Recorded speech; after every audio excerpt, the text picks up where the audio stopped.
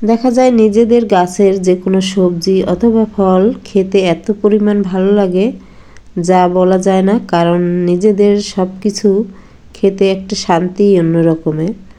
তো হ্যালো, আসসালামু আলাইকুম। আপনারা সবাই কেমন আছেন? আমি আলহামদুলিল্লাহ ভালো আছি। আশা করি আপনারাও সবাই আল্লাহর রহমতে ভালো আছেন।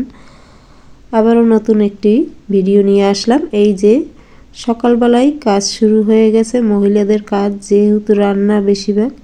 তো এই রান্না, এই যে লাউ, এই লাউটা হলো নিজেদের গাছের।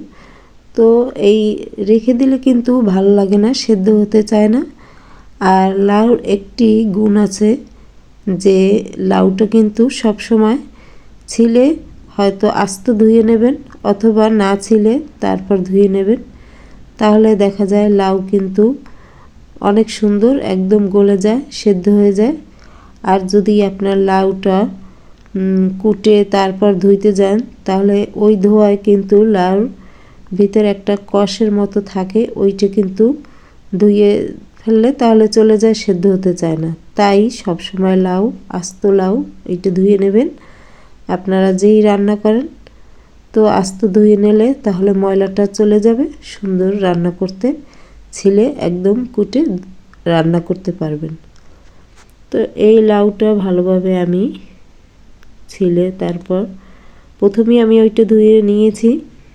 তো অফ ক্যামেরায় আমি ওইটা ধুয়ে নিয়ে আসে তারপর আমি ওইটা কিন্তু ভালোভাবে ছিলে কুটে নিচ্ছি।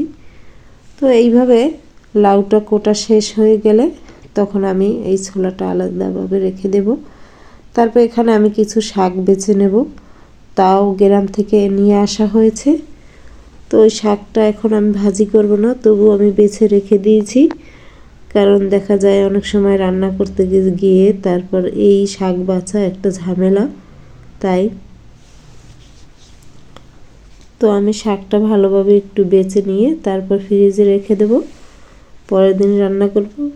লাউ রাখা যাবে না, কারণ লাউটা তাহলে সেদ্ধ হতে যাবে না, তাই আমি ওইটা দ্রুত রান্না করে ফেলবো। তবে আপনাদের কাছে আমার একটি অনুরোধ, আমার এই ভিডিওগুলো ভালো লাগলে তাহলে আমার পাশে থাকবেন, সাবস্ক্রাইব করবেন, লাইক কমেন্ট করবেন, আপনাদের মতামত জানাবেন কোনটা আপনাদের কাছে আমার ভিডিও ভালো লাগে, ওইটা আপনাদের কাছে তুলে ধরব। তো এখানে আমি এই শাকগুলো বিভিন্ন ধরনের শাক, কারণ অনেক ধরনের শাক মিক্স করে ভাজি করলে কিন্তু খেতে খুবই ভালো লাগে। আর এই শাক ভাজিটা আপনাদের কাছে অন্য একদিন শেয়ার করব। আজকে শুধু লাউ রান্না করব আর একটি সবজি। তো লাউ রান্নার সাথে সাথে আমি আরও একটি জিনিস রান্না করব, তাও আপনাদের সাথে শেয়ার করব। দেখবেন ওই তরকারিটা আর এইটা কোনটা খেতে ভালো লাগে জানাবেন। তবে ওইটা তরকারি বলতে পারেন অথবা মাছও বলতে পারেন। এই যে এখানে আমি পেঁয়াজ কুচি, রসুন কুচি, তারপর কাঁচামরিচ। লাউ সব সময় কাঁচামরিচ দিয়ে রান্না করলে কিন্তু খেতে একটি স্বাদই অন্য রকমের লাগে। তো আমি একটু হালকা গুঁড়ো মরিচ দিয়েছি, এই কারণে কালারটা আসবে সুন্দর, তাই। কিন্তু ঝালের ক্ষেত্রে হলে আমি ঝালটা দিয়েছি কাঁচামরিচ 4-5টা। কাঁচামরিচগুলো অনেক ঝাল, তাই একটু কম দিয়েছি। আর লাউতে বেশিরভাগ ঝাল বেশি না হলেই ভালো। ছোট ছোট চিংড়ি মাছ এগুলো দিয়ে ভালোভাবে আমি মশলাটা কষিয়ে নিচ্ছি। স্বাদ মতো লবণ দিবেন। তারপর এখানে আমি এই লাউ এক এক করে সবগুলো দিয়ে দিচ্ছি।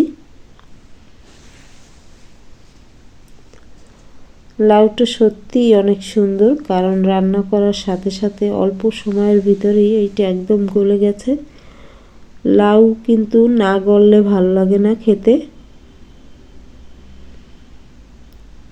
কার কীরকমের লাগে জানি না, তবে আমার কাছে লাউ, শালগম এগুলো একদম সেদ্ধ হয়ে গলে যায়, ওইটা খেতে খুব ভালো লাগে। তো এই যে আমার লাউ রান্না শেষ হয়ে যাচ্ছে। এখানে আমার কিন্তু লাউ রান্না প্রায় কমপ্লিট। এখানে শুধু একটু ধনেপাতা দেব, তাহলেই আমার লাউ রান্না কমপ্লিট হয়ে যাবে। দেখেন সেদ্ধ হয়ে গেছে। অল্প একটু সময় জাল দিয়েছি এর ভিতরেই। এই যে বলেছিলাম না আপনাদের কাছে একটি সবজি রান্না করব, সবজি কি এইটা হলো মাছ। তো আপনাদের সাথে একটু মজা করেছি তাই বলেছি যে সবজি রান্না করব। তো এইটা হলো রামসোস মাছ। রামসোস মাছটা কিন্তু খেতে অসাধারণ লাগে। মাছটাকে কেন যে বলে রামসোস, আপনারা যদি কেউ জেনে থাকেন কমেন্ট করে জানাবেন।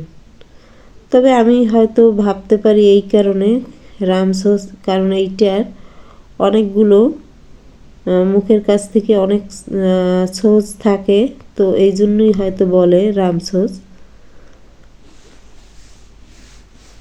এক এক করে সব মাছগুলো এখন আমি ভেজে নেব। তো এখানে আমি একটু 1 চামচ লবণ, হাফ চামচ হলুদের গুঁড়া, হাফ চামচ মরিচের গুঁড়া, সামান্য পরিমাণ জিরার গুঁড়া এগুলো দিয়ে ভালোভাবে মেখে নিয়ে এখন এক এক করে সবগুলো ভেজে নেব।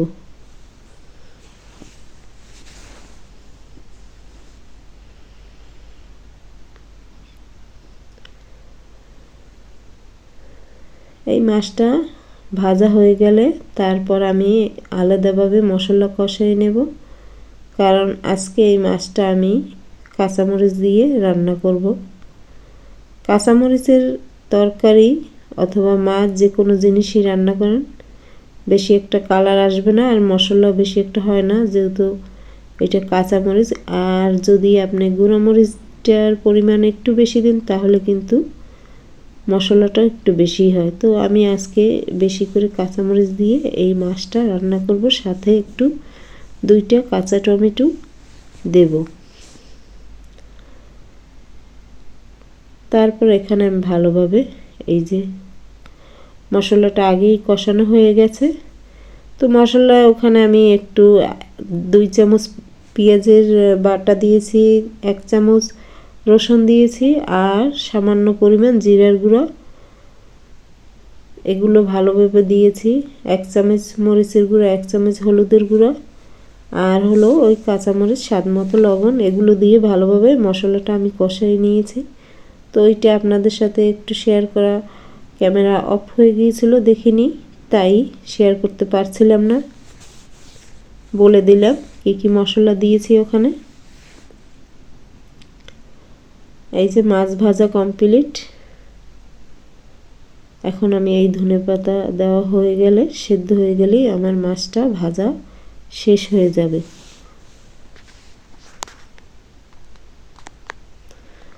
তো আমার এই ভিডিওগুলো কেমন লেগেছে জানাবেন কমেন্ট করে, তাহলে খুব ভালো লাগবে।